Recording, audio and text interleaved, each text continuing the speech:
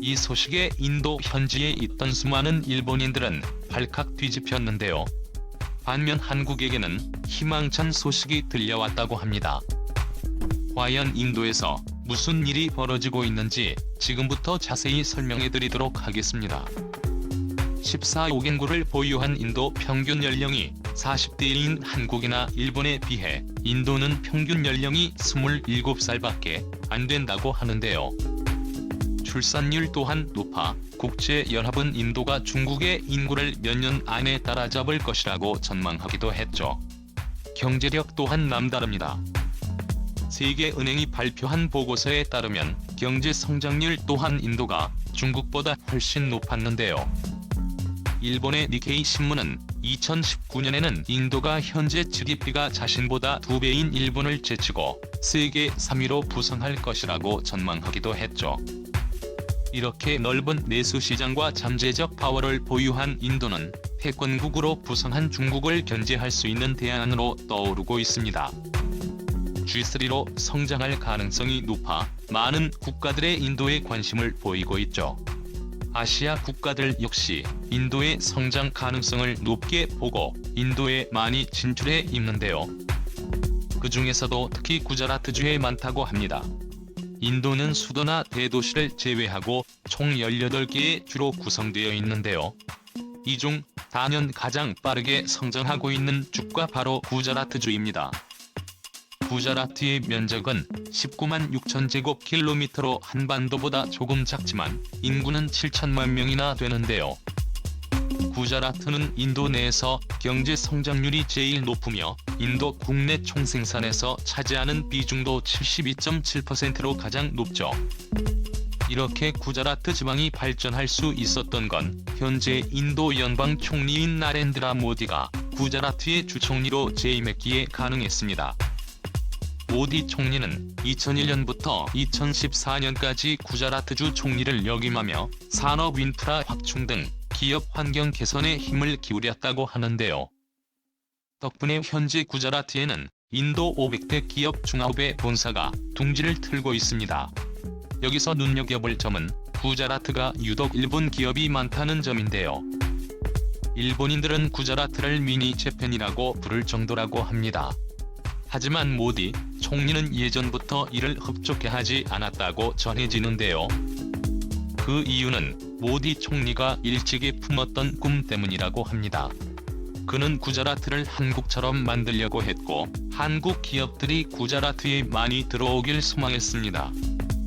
실제로 얼마 전 참석한 서미 행사에서도 모디 총리는 구자라트를 한국처럼 만들고 싶었다고 강조한 바 있습니다.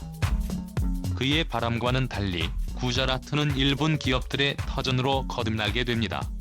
인도를 중심으로 사업 확장을 꿈꿨던 일본인들이 몰려갔기 때문이죠.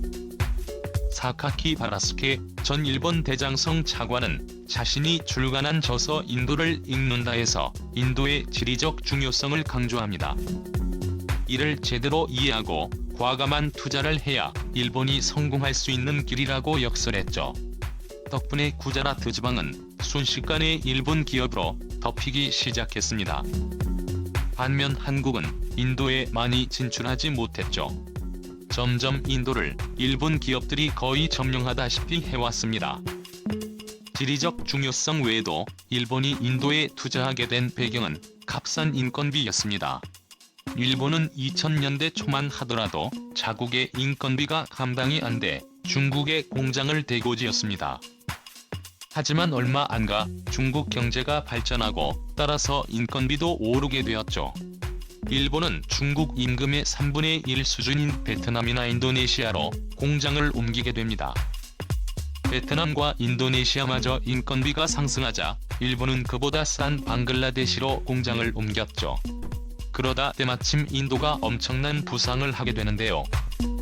일본은 싼 가격에 젊은 인력을 충원하기 좋은 장소인 인도를 주목하게 됩니다.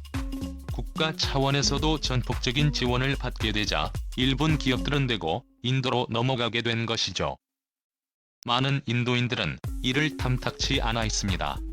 실제로 구자라트 투자 유치 관련 기관의 담당자 마라타 C는 일본 기업이 구자라트를 선호하는 이유에 대해 별다른 이유를 찾지 못했다고 말하며 의아해했죠.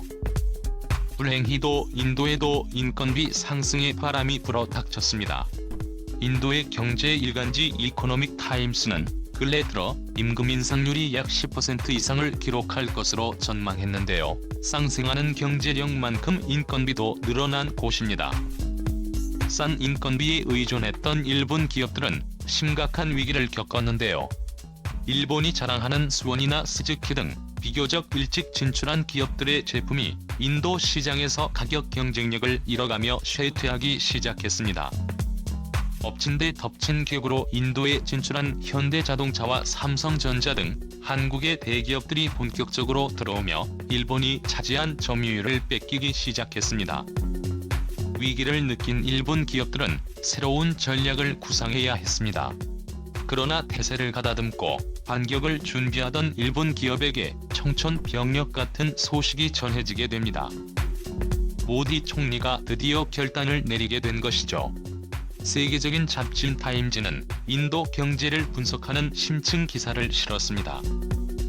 현 인도 총리인 나렌드라 모디를 분석해보면 인도 민족주의와 한국 경제 모델이라는 두 기둥으로 구성되어 있다는 내용이었죠. 한국을 발전 모델로 상정하고 한국의 동아시아 복지 성장 모델에 크게 영향을 받았다는 것. 모디 총리가 구자라트주 총리 시절부터 한국을 개발 모델 삼아 배우고 싶어 했다는 사실을 지목한 곳이죠. 그리고 얼마 뒤 모디 총리는 충격적인 발표랍니다 합니다. 기존 구자라트 지역에 몰려있던 일본 기업들을 하나둘 내쫓고 한국 기업으로 채워나가겠다고 말한 것이었죠. 인도의 대외 투자 유치기관인 인베스트 인디아의 바글라 CEO는 말했습니다. 모디 총리가 한국을 국가 발전 모델로 상정하고 한국과의 협력에 정성을 쏟을 거라고 말이죠. 바글라 CEO는 또한 메이크 인 인디아 정책이 실시될 것을 암시했는데요. 메이크 인 인디아란 인도가 발표한 정부 정책입니다. 고용 창출을 위해 제조업 유치에 주력한다는 내용이죠. 중요한 점은 인도의 분야를 가리지 않고 한국 기업을 대규모로 유치한다는 것이었습니다. 인도는 즉각 코리아 스타트업 센터를 설치했습니다. 많은 젊은 한국 인재들을 받아들이기로 한 것이죠. 또한 한국 기업들에게 러브콜을 보냈습니다. 현재 구자라트에는 포스코, 신한은행, 롯데, 제가, 현대로템, 국도화학 등 10여 개의 한국 기업이 진출해 있습니다. 이에 그치지 않고 자동차 기계 부품을 비롯해 환경 설비, 의료, 화장품, 의류 등 다양한 분야의 우수 기업들을 유치하겠다고 발표한 곳이죠. 구자라트 상담회를 찾은 인도 현지 바이어들은 한국과의 비즈니스 기회가 확대되길 기대한다고 전했는데요. 구자라트 상공회의소는 이렇게 말하기도 했습니다. 한국 제품이 괜찮다는 입소문을 많이 들었지만 만날 기회가 많이 없었다. 이번 기회를 통해 신규 거래를 많이 만들어 보았으면 좋겠다. 반대로 모디 총리는 일본 기업들에 돌려보내기 위해 충격적인 발표를 하게 되었습니다. 인도 정부 차원에서 일본인에 대해 기존에 발급한 비자를 무효화하는 조치를 취한 것이죠. 이 소식에 인도에 있던 현지 일본 기업들은 그야말로 난리가 났습니다. 일본에서 인도로 출장을 오르지 못할 뿐만 아니라 일본인 직원의 인도 출국도 금지할 수밖에 없는 상황이 된 곳이었죠. 일본의 각종 반발에도 인도는 아랑곳하지 않았습니다. 모디 총리는 꾸준히 그렸던 구자라트 총리 시절분부터 현재 메이크 인 인디아 정책까지 굳세게 실행해 나가는 걸 굽힐 생각이 없었죠. 값싼 노동력과 내수만을 보고 인도에 어마어마한 투자를 한 일본 그에 비해 현지인들의 반응과 실제 기업들의 실적은 좋지 못했는데요.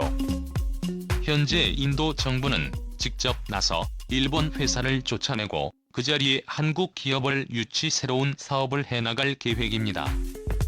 그런 상황에서 일본 기업의 씨는 몇 달 전 인도에서 충격적인 신작을 발매했습니다.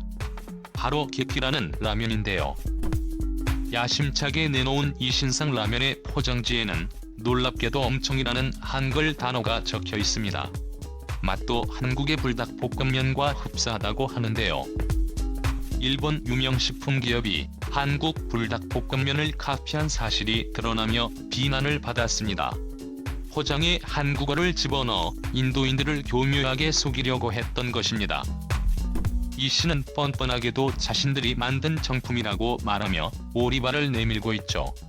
인도 시장 상황이 불리해진 일본이 한국을 따라해서 실적을 회복하고자 고육지책이었습니다. 일본은 계속해서 수세에 몰리고 있죠. 인도 총리의 오랜 롤모델이었으며 지금은 파트너가 되어 인도에 당당히 진출하게 된 한국을 향한 인도의 러브콜 덕분에 힘들이지 않고도 한국은 인도에서 성공리에 사업을 이어가고 있습니다. 인도가 앞으로도 대한민국을 위해 아낌없는 투자를 해주길 기대하며 일본과는 달리 한국이 무한한 성장을 거듭하길 바라겠습니다.